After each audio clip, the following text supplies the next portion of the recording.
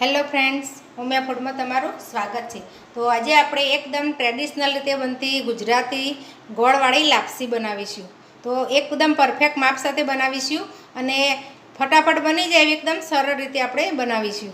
તો એ માટે મેં અહીંયા એક વાટકીનું માપ લીધું છે, એ પ્રમાણે 2 વાટકી મેં ઘઉંનો કરકરો લોટ લીધો છે। આ રીતનો જે જાડો લોટ આવે છે આપણે શીરામાં એનો ઉપયોગ કરીએ છીએ એ જ લોટ લીધો છે અને એ જ વાટકી માપથી 1 વાટકી ગોળ લીધો છે અને એ જ વાટકીથી મેં અડધાથી પોણી વાટકી જેટલું પાણી લીધું છે। પાણીનું ને લોટનું માપ કમ્પ્લીટ હશે તો જ આપણી લાપસી એકદમ છૂટી થશે। અને મોણ માટે આપણે તેલ લીધું છે।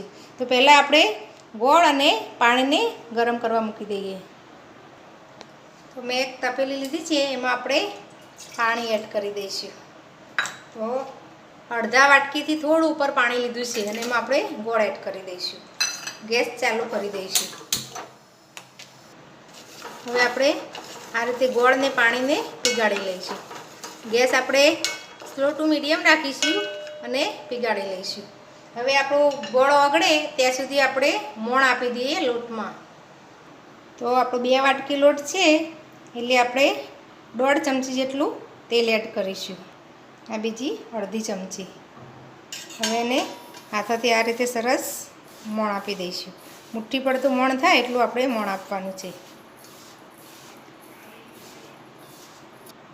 તો સરસ આપણું મોણ આપી દીધું છે। હવે આપણે પાણીને ઉકળીએ પછી આપણે લોટ એડ કરીશું। તો આપણું પાણી સરસ ઉકળી ગયું છે। હવે આપણે ગેસ આ રીતે સ્લો કરી દઈશું અને ગોળ પણ પીગળી જ ગયો છે। હવે આપણે અંદર લોટ એડ કરી દઈશું। આ રીતે આપણે થોડો થોડો લોટ એડ કરી દઈશું।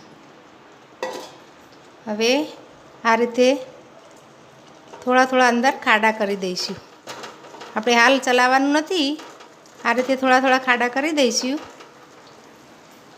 અને ઢાંકણ ઢાંકી અને 2 મિનિટ સીજવા દઈશું।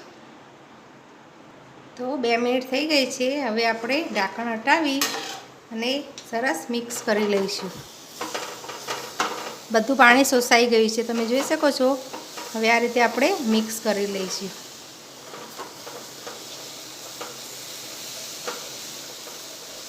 આ રીતે મિક્સ કરીશું એટલે સરસ સીજી જશે।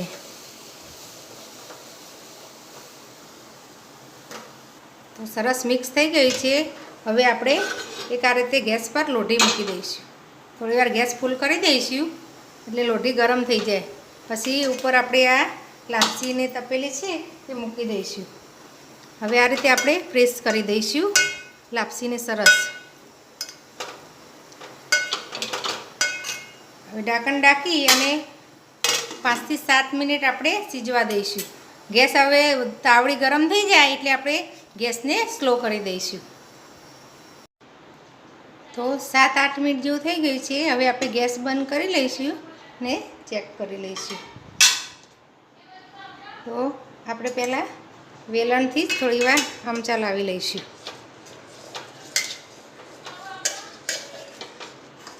આ રીતે ચલાવશું સરસ છૂટી લાપસી થઈ ગઈ છે આપણી।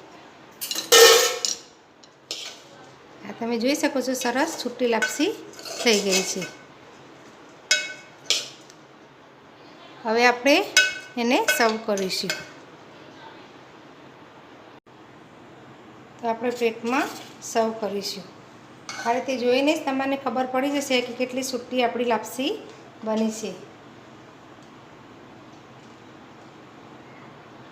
હવે આપણે ઉપરથી ઘી એડ કરીશું।